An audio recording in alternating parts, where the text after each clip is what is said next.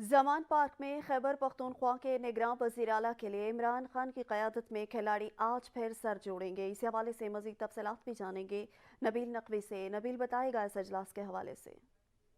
हाँ जी बिल्कुल, आज लाहौर के ज़मान पार्क में पाकिस्तान तहरीक-ए-इंसाफ के चेयरमैन इमरान खान की ज़ेर सदारत एक और अहम तरीन इजलास होगा, जिसमें KPK के निगरान वज़ीर आला के नामों पर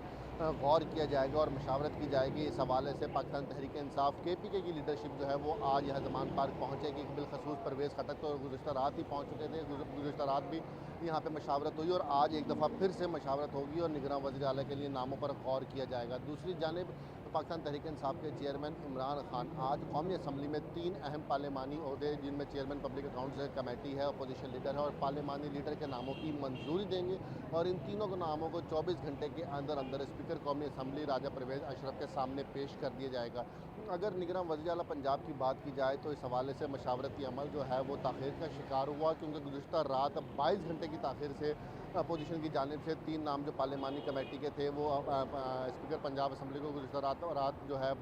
8 बजे जो है भेजा गया था, ताहम अभी तक जो है इसलिए मशावरती अमल जो है वो ताख़ीर का शिकार हो रहा था। आज ये कहा जा रहा है कि निगरान वज़ीर आला पंजाब के लिए भी मशावरती अमल जो है वो